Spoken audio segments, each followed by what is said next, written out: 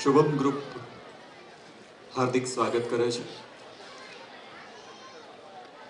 આજનો કાર્યક્રમ અને આજના કાર્યક્રમનું ટાઇટલ આપ સૌને ખબર છે અને પરંપરાગત ટાઇટલ છે ઉમંગ. ઉમંગ શેનો છે, આનંદ શેનો છે, અવસર શેનો છે, એનાથી આપ સૌ વાકેફ છો. સમગ્ર વર્ષ દરમિયાન શુભમ ગ્રુપ ઓફ શુભમ સ્કૂલની અંદર વિવિધ પ્રકારની એક્ટિવિટી સતત થતી રહે છે અને શૈક્ષણિક સંસ્થાની સાથે જોડાયેલો બહુ મહત્વનો શબ્દ જેનાથી આપ ચોક્કસ પરિચિત હશો અને એ શબ્દ છે કેળવણી. કેળવણી આપણે કોને કહીએ છીએ? બાળકને કેળવવું પડે છે. બાળકની અંદર રહેલી જે તમામ સર્જનાત્મકતા છે એને કેમ આપણે બહાર લાવી શકીએ એના માટે વિવિધ પ્રકારના સ્ટેજ એ બાળકને આપવા પડે છે. અને એટલે જ એ જ વાતના અનુસંધાને દર વર્ષની માફક એક મોટી ઇવેન્ટનું આપણે આયોજન કરીએ છીએ. આખો એન્યુઅલ ફંક્શન 10 શોની અંદર વિભાજિત થયેલો છે. એટલા માટે 10 શો, કારણ કે વિશાળ પરિવાર છે. આજના આ ઉમંગ કાર્યક્રમની અંદર 3000થી પણ વધારે વિદ્યાર્થીઓ પરફોર્મ કરવાના છે. આ ઉપરાંત ટોટલ 5300થી પણ વધારે વિદ્યાર્થીઓનો આ પરિવાર છે. એમના મમ્મી પપ્પા ગણીએ એટલે 10,000થી પણ વધારે વાલીઓનો પરિવાર છે. દરેકે દરેક શોની અંદર 1200થી 1500 વાલીઓ આ શોની અંદર આવતા હોય છે, વિદ્યાર્થીઓને પ્રોત્સાહિત કરતા હોય છે. અને એટલે જ આપણે આ આખા કાર્યક્રમને 10 અલગ અલગ શોની અંદર વિભાજિત કર્યો છે. આપ સૌ એ વાતથી ચોક્કસ વાકેફ છો કે આ સંસ્થાની શરૂઆત 1999માં થઈ. એબીસી પ્લે હાઉસથી 5 વિદ્યાર્થીઓ એ વખતે પ્લે હાઉસમાં હતા. ધીરે ધીરે 5માંથી 15 થયા. ઈસવીસન 2000ની અંદર શુભમ સ્કૂલની શરૂઆત થઈ અને ધીરે ધીરે ધીરે ધીરે આ શિક્ષણનું બીજ એક વટવૃક્ષ સમાન રાજકોટ શહેરની અંદર મોટો પરિવાર, મોટા વિદ્યાર્થીઓ, લાખોની સંખ્યામાં અત્યાર સુધીમાં વિદ્યાર્થીઓએ શિક્ષણ મેળવ્યું છે. કેળવણી વાસ્તવિક રીતે આ વિદ્યાર્થીઓ સુધી પહોંચી છે અને એના જ ભાગ સ્વરૂપે ઘણી વખત એવું બને છે ખૂબ સારું પરફોર્મ કરતા હોય, ખૂબ સારો ડાન્સ આવડતો હોય, ખૂબ સારી એક્ટિંગ આવડતી હોય, એના અંદર કલા હોય, એ જ વિદ્યાર્થીઓને માત્ર પરફોર્મ કરવા માટે ચાન્સ મળે છે. એવું બિલકુલ નહીં. જે વિદ્યાર્થીઓએ ઇન્ટરેસ્ટ બતાવ્યો છે, જે વિદ્યાર્થીઓના વાલીઓએ ઇન્ટરેસ્ટ બતાવ્યો છે, તમામ વિદ્યાર્થીઓને આ મંચ ઉપર લાવવાનો પ્રયત્ન કરવામાં શુભમ ગ્રુપ ઓફ સ્કૂલ સફળ બની છે. અને એના જ ભાગ સ્વરૂપે આજના કાર્યક્રમની અંદર આપણે સૌ સંગાથે પ્રવેશ કરીએ પહેલા કાર્યક્રમ એક થીમ સાથે જોડાયેલો છે. તમારી પાસે ઇન્વિટેશન કાર્ડનું ટાઇટલ તો ઉમંગ છે જ, પરંતુ એની સાથે ટેગલાઇન પણ તમે વાંચી હશે. રાજાધિરાજને મળવાનો ઉમંગ. રાજાધિરાજ એટલે કે કૃષ્ણ. એ કૃષ્ણને મળવાનો જે ઉમંગ છે, જે ઉત્સાહ છે, જે તરવરાટ છે, એની વાત આખા કાર્યક્રમની અંદર મુખ્ય હાર્દ સમી છે. આ કાર્યક્રમને ખૂબ આનંદથી માણવા માટે તમારા સમયની ખૂબ જરૂરિયાત છે.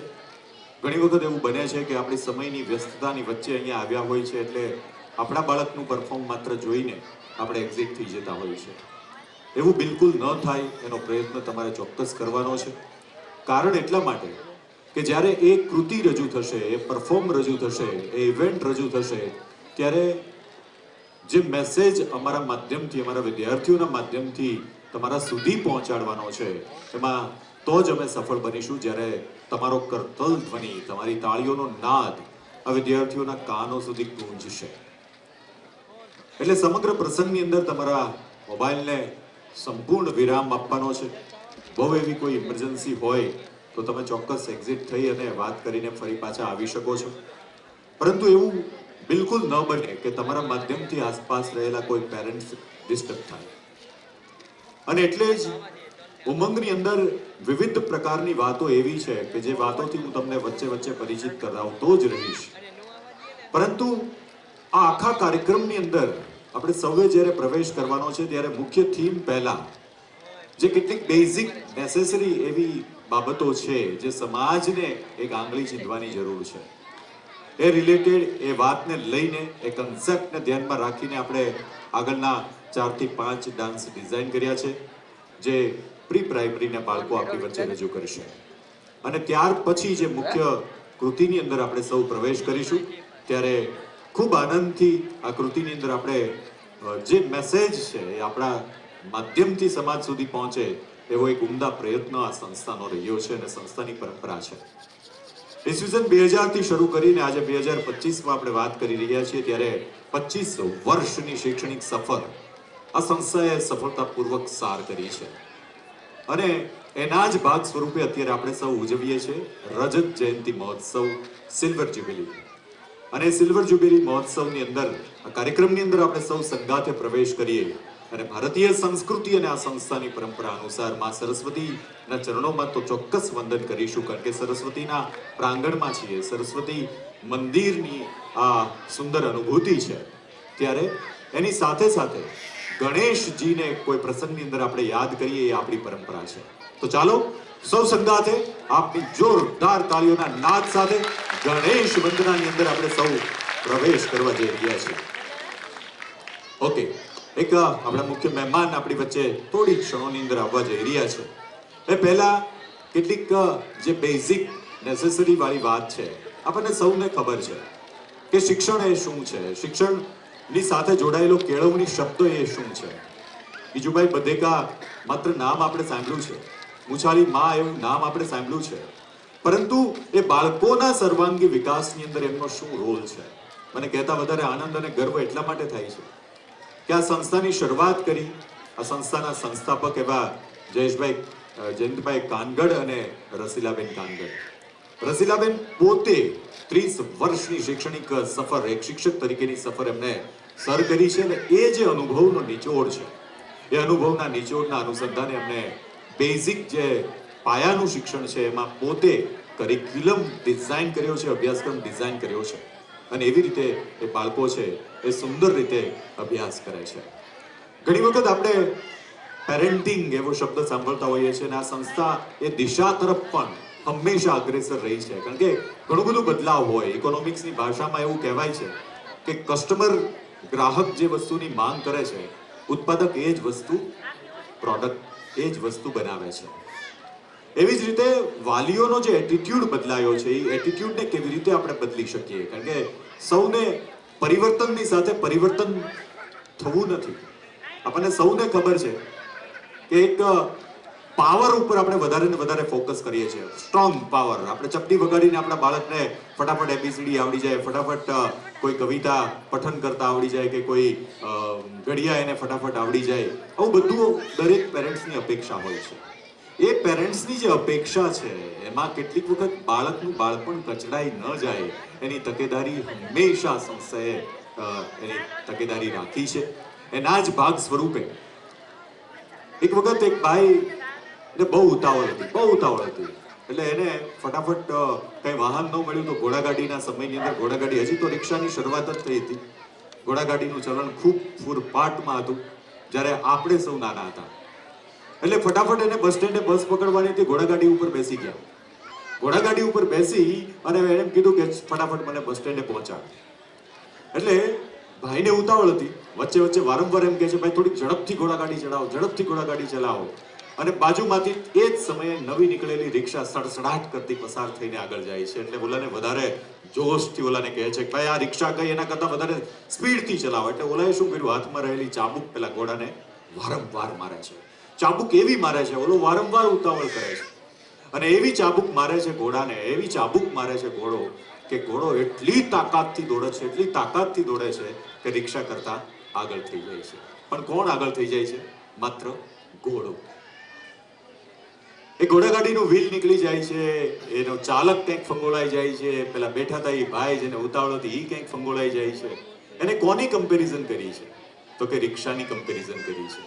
રિક્ષા પાસે ચેસિસ છે, રિક્ષા પાસે ગેર છે, રિક્ષા પાસે એન્જિન છે. મોટાભાગે પેરેન્ટ્સ ઘરે ઘરે એક જ વસ્તુ જોવે છે કે મારા બાળકની અંદર રહેલી ખૂબીઓ અને ખાસિયત કરતા અન્ય બાળકોની અંદર જે ખૂબીઓ અને ખાસિયત છે એની જ કમ્પેરિઝન હંમેશા એ કરતા હોય છે.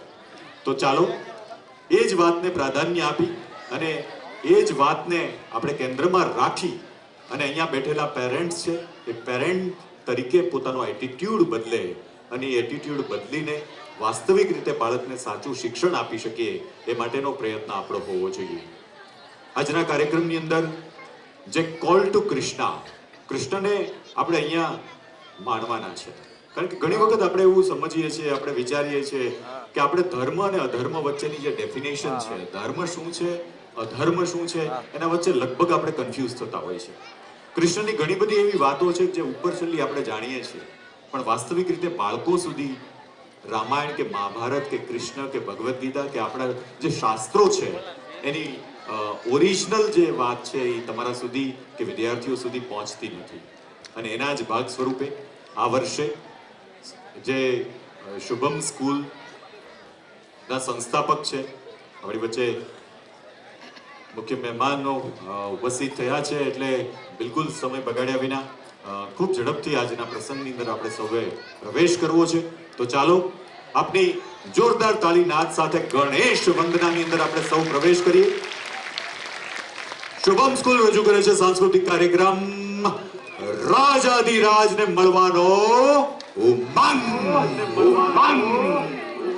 3, 2, 1 ગો.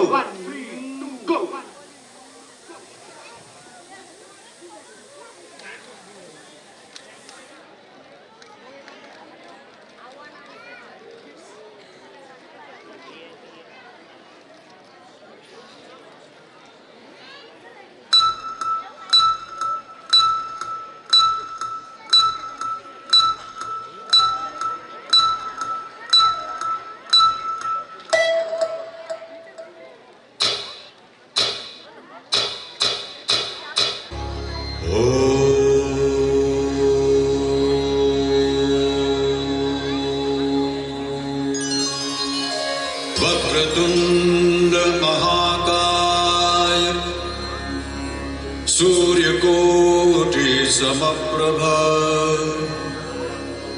निर्विघ्नं कुरु मे देव सर्वकार्येषु सर्वदा.